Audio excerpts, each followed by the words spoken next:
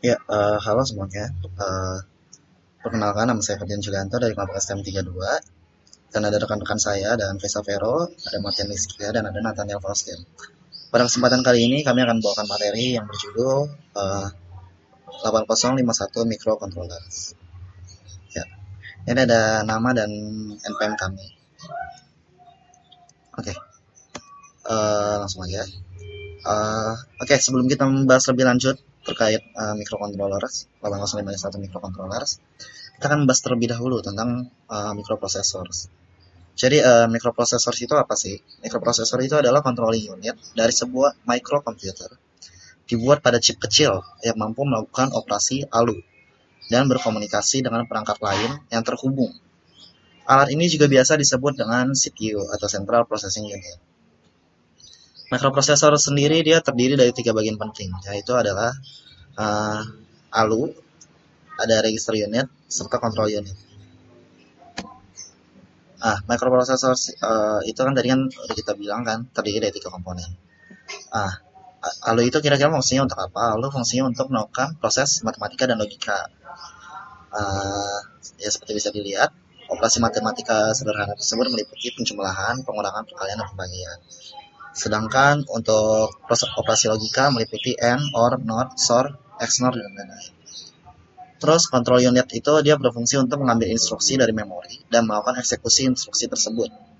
Sementara memori merupakan bagian tersendiri yang tidak termasuk ke dalam bagian mikroprosesor. Uh, Terus register merupakan tempat menampung data sementara yang berasal dari memori sebelum diproses oleh ALU. Contoh mikroprosesor adalah Intel Pentium, ada Intel iSeries, dan AMD. Ya, ini bisa dilihat, ini ada blok diagram dari basic microcomputer. Seperti kita udah bahas sebelumnya ya, mikroprosesor terdiri dari tiga komponen, yaitu ALU, register array, serta control unit. Dan microprosesor itu dia nggak punya RAM, nggak punya ROM, dan peripheral lainnya. Nah, di sini teman-teman bisa lihat, kalau misalnya input device, output device, dan memorinya itu dia merupakan peripheral eksternal. Sehingga bisa dikatakan kalau microprosesor ini tuh dia sangat bergantung pada uh, perangkat eksternal yang terhubung dengan dia untuk cara kerjanya. Microprosesor sendiri dia nggak dibuat untuk tugas yang spesifik, tapi dia dibuat untuk tapi dia diperlukan untuk tugas-tugas misalnya seperti pengembangan software, pengembangan game, serta aplikasi lainnya gitu yang membutuhkan memori, dan dia nggak tahu gitu input dan outputnya nggak bisa ditentukan. Nah, disitulah mikroprosesor dibutuhkan. Jadi bisa dikatakan kalau mikroprosesor itu adalah sebuah jantung dari suatu sistem komputer. Berikutnya ada microcontroller. Microcontroller ini dia merupakan sebuah chip atau IC yang di dalamnya udah terdapat prosesor, uh, udah terdapat prosesor, memori, dan peripheral tambahan lainnya. Nah, semua bagian ini dipadatkan ke dalam satu buah chip. Banyaknya peripheral yang ada itu dalam microcontroller tergantung dari masing-masing tipe dan spesifikasi pabrik. Nggak bisa disamakan isi dari microcontroller A sama microcontroller B. Karena ya, balik lagi masing-masing microcontroller itu dia dirancang untuk kebutuhan spesifik yang bermacam-macam. Nah, kelebihan dari microcontroller itu dia bersifat flash parent, programmable and erasable only. Jadi programnya dapat ditulis dan dihapus dengan batas tertentu. Contoh mikroprosesor yang biasa kita jumpai ada Arduino, ada STM, ada Raspberry Pi. Oke. Berikut ini ada microcontroller, ada biasanya itu terdiri dari empat komponen ini. Yang pertama ada prosesor, yang tadi kita udah bahas sebelumnya. Yang kedua ada memori, dia terdiri dari beberapa jenis, yaitu ada flash memory, ada data memory. Data memory itu juga terbagi menjadi dua macam, yaitu ada yang SRAM yang sifatnya sementara, dan ada EEPROM yang bersifat permanen. Kemudian komponen yang ketiga ada input output. Biasanya tuh dia merupakan bagian yang terhubung langsung dengan perangkat luar atau eksternal. Uh, Input output dapat berupa jalur data digital, data analog, ataupun bus komunikasi data. Yang keempat ada timer atau counter. Dia fungsinya untuk melakukan timing. Jadi untuk melakukan pencatatan waktu. Selain itu timer atau counter bisa digunakan untuk mengenerate sinyal dengan frekuensi dan periode tertentu. Ini buat teman-teman yang udah sering mengalami microcontroller pasti udah sangat familiar lah dengan hal-hal yang sempat disebutkan kayak pin digital, pin analog, terus ada timing gitu untuk mengatur, pasti udah cukup familiar. Nah, empat bagian di atas biasanya terdapat pada semua jenis microcontroller. Namun spesifikasinya berbeda-beda uh, untuk masing-masing microcontroller gitu. Terutama untuk ukuran memori. Berikut ini kita kan tadi kan kita udah bahas tentang microcontroller dan microprocessor. Berikutnya kita akan membahas tentang ini jantung dari uh, tentang perbedaan dari microcontroller serta microprocessor. Jadi microcontroller itu dia merupakan jantung dari sistem embedded, sedangkan microprocessor merupakan jantung dari sistem komputer. Ya pasti teman-teman yang udah pernah membuat suatu embedded system, ya misalnya atau perangkat IoT kan biasanya dia pasti menggunakan microcontroller itu. Kayak yang paling umum biasanya Arduino. Terus perbedaan berikutnya adalah microcontroller itu dia memiliki prosesor eksternal serta memori internal dan komponen input output yang ya emang udah jadi satu kesatuan gitu dalam microcontroller. Sedangkan microprosesor itu uh, hanyalah uh, hanya terdiri dari sebuah controller, memori dan input outputnya terhubung secara eksternal.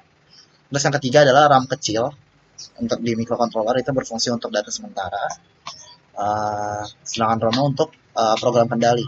Sedangkan di microprosesor RAM yang digunakan besar untuk program pengguna, uh, dan ROM-nya kecil untuk interface hardware.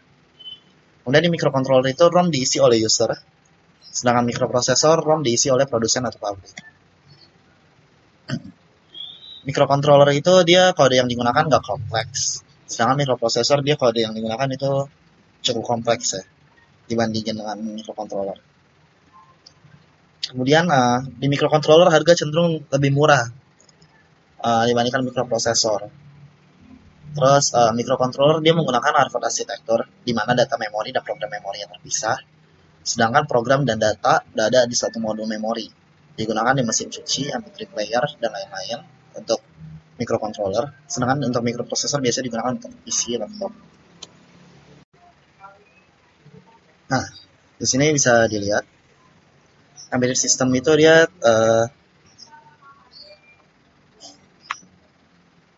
di sini bisa dilihat kalau misalnya embedded system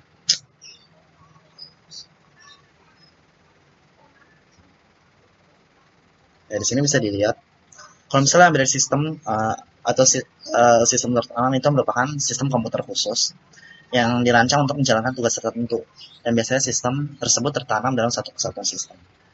Embedded system dapat berupa sistem independen yang ya dia merupakan satu bagian dari sistem besar gitu. Sebagai contoh ini ada misalnya dalam suatu embedded system dalam suatu perangkat alamat kebakaran biasanya ada embedded system yang fungsinya untuk mendeteksi asap gitu. Sistem tertanam biasanya memiliki 3 komponen, yaitu ada hardware, ada software-nya, dan juga ada RTOS atau Real Time Operating System. RTOS ini dia berfungsi untuk mengawasi perangkat lunak aplikasi dan menyediakan mekanisme untuk membiarkan prosesor menjalankan proses sesuai penjadwalan dengan mengikuti rencana untuk mengontrol latency. Dan RTOS ini dia mendefinisikan cara sistem bekerjanya. Nah, ini menetapkan aturan selama pelaksanaan program aplikasi. Sistem tertanam skala kecil mungkin nggak memiliki RTOS. Perkenalkan kembali, saya Nathaniel Faustin, dan pada saat ini saya akan menjelaskan tentang microcontroller pada sistem embedded atau sistem tertanam. Pertama, perlu diketahui dulu apa itu sistem embedded. Jadi secara singkat, sistem embedded adalah sebuah sistem komputer yang memiliki memori, memiliki input-output, dan tentu saja memiliki prosesor komputer. Dan sistem embedded ini biasa digunakan untuk suatu fungsi yang spesifik. Jadi si sistem tertanam ini hanya memiliki satu fungsi. Contohnya itu ada di mesin cuci ataupun alarm. Dan oleh karena itu, microcontroller lebih digemari dibandingkan microprosesor untuk sistem tertanam. Kenapa? Karena hal yang pertama adalah microcontroller memiliki ukuran yang lebih kecil dibandingkan microprosesor. Hal ini disebabkan karena microcontroller memiliki prosesor, memori, dan input-output yang terdapat pada satu single board saja, sedangkan mikroprosesor tidak. Selain itu, mikrocontroller memiliki harga yang relatif lebih murah dibandingkan mikroprosesor. Salah satu alasannya adalah yang tadi, mikrocontroller hanya menggunakan satu board.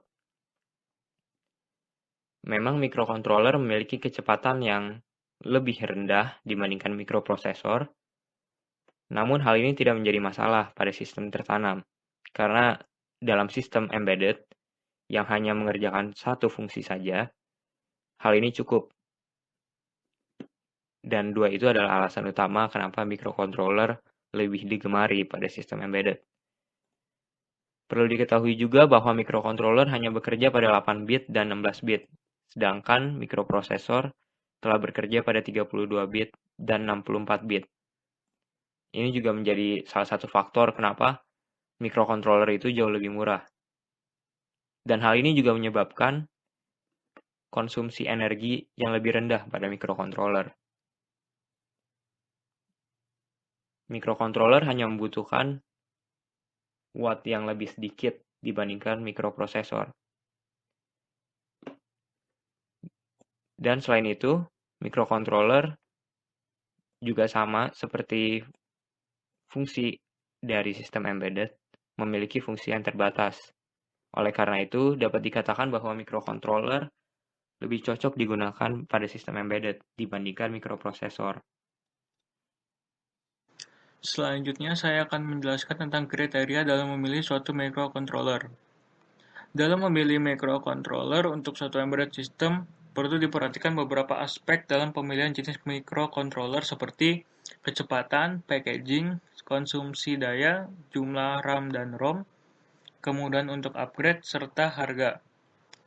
Nah, saya akan menjelaskan mulai dari kecepatan. Kita harus memperhitungkan apakah microcontroller yang akan kita gunakan dapat melakukan instruksi yang kita berikan dengan cepat. Nah, kecepatan dan kelancaran microcontroller dalam menjalankan suatu program tentu akan mempengaruhi performa dari embedded system yang sudah kita buat. Lalu semakin cepat berarti efisiensinya akan semakin tinggi.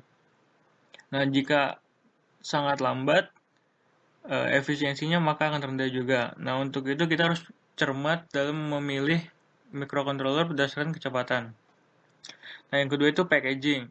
Bentuk dari microcontroller juga harus diperhatikan agar tidak salah dalam tata letak microcontroller dalam embedded system.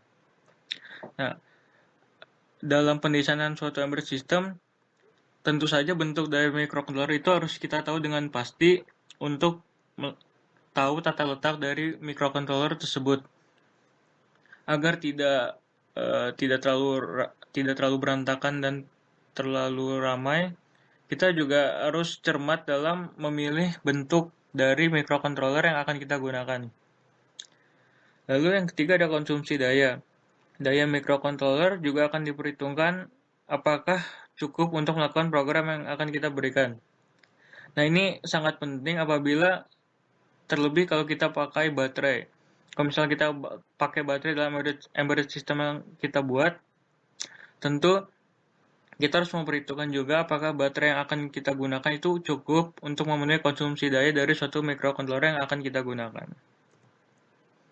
Lalu yang keempat ada jumlah atau besar RAM dan ROM. Kita harus memastikan apakah kapasitas RAM dan ROM dalam microcontroller cukup untuk menjalankan program yang diberikan. Nah, ROM sendiri itu berguna sebagai penyimpanan program yang akan kita jalankan. Serta RAM itu untuk penyimpanan data sementara. Nah, kita harus memastikan nih apakah program yang akan kita buat dapat berjalan dalam microcontroller yang sudah kita pilih. Apakah RAM dan ROM dari microcontroller tersebut dapat memenuhi atau menjalankan program yang akan kita buat. Kita harus memastikan agar RAM dan ROM ini tidak terlalu panas ketika kita sudah menjalankan program yang kita buat. Nah, lalu yang kelima itu ada kemudahan upgrade. Kita harus memastikan nih apakah dalam melakukan peningkatan microcontroller yang misalnya lebih bagus atau lebih cepat dapat dilakukan dengan mudah dan cepat. Nah, ini terkait kita dapat migrasi ke microcontroller yang lebih bagus, apakah itu dapat dilakukan dengan mudah atau dengan cepat. Kita harus memastikan apakah bahasa yang digunakan juga harus sama dan format penyimpanannya juga harus sama supaya dapat mudah dalam melakukan upgrade. Nah, yang terakhir ada harga. Dengan microcontroller dengan harga yang ditetapkan, apakah sudah worth untuk membeli dan menggunakan dalam embedded system yang sudah kita buat? Nah, ini menyangkut dengan cost versus performance. Apakah harga yang kita beli untuk suatu microcontroller itu sudah cukup dalam menjalankan atau performanya baik atau tidak dalam menjalankan suatu program. Perkenalkan kembali, nama saya Hanfe Savero. Sekarang saya akan menjelaskan tentang keluarga dari microprocessor 8051. Jadi selain 8051 ada juga microprocessor yang berasal dari keluarga yang sama, yaitu 8052 dan 8031. 8052 memiliki spesifikasi yang cukup sama dengan 8051, hanya saja digandakan. Untuk bagian ROM-nya, read-only memory yang memiliki 8052 8K dan 8031 0K. Untuk RAM-nya 8052 256, 8031 128. Timernya juga 8052 3, 8031 2. Jadi ibaratnya 8052 merupakan microcontroller yang merupakan upgrade dari 8051. Sedangkan 8031 merupakan microprocessor yang sama dengan 8051, hanya saja memiliki ROM 0K.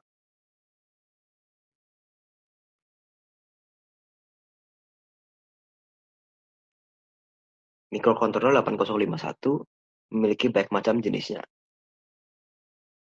Di antaranya adalah 8751 microcontroller, kemudian DS89C4X0 dari Dallas Semiconductor, atau kita kenal juga dengan Maxim, kemudian DS89C4X0 Trainer, AT89C51 dari Atmel Corporation dan OTP version of 8051, dan terakhir 8051 from Philips. Untuk kelebihan, kekurangan, dan ciri-cirinya akan dijelaskan pada slide selanjutnya. Pertama, untuk 8751 microcontroller. 8751 ini hanya memiliki 4 KB pada chip UV EEPROM. 8751 microcontroller membutuhkan akses untuk PROM burner. PROM burner itu apa? Suatu device yang digunakan untuk meload data kepada suatu disk. Sehingga 8751 membutuhkan waktu untuk menghapus data-data pada chip tersebut sebelum diprogram ulang. Waktu yang dibutuhkan kurang lebih 20 detik. Kemudian untuk OTP version of 8051, OTP sendiri merupakan singkatan dari One Time Programmable. Keuntungan dari OTP version 8051 adalah dia lebih murah dari segi harga per unitnya. Kemudian produk development-nya digunakan flash dan NVRAM. NVRAM itu apa? NVRAM itu non-volatile RAM, random access memory. Non-volatile berarti ketika daya mati, maka data akan tetap ada secara permanen. Kemudian ada yang disebut dengan AT89C51 dari Atmel Corporation. Untuk jenis-jenisnya juga ada banyak macamnya.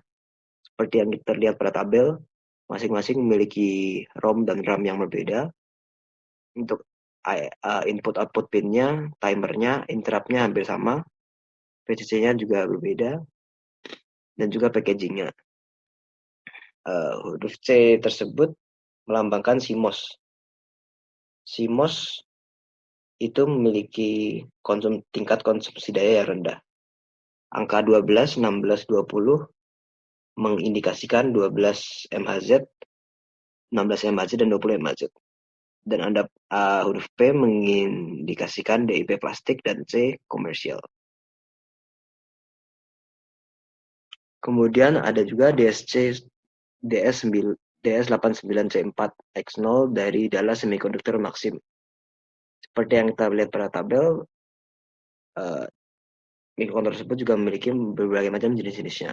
Dengan ROM yang berbeda, RAM berbeda, input-output pin yang sama, timer yang berbeda pada DS5000, interrupt yang sama, dan VCC yang sama.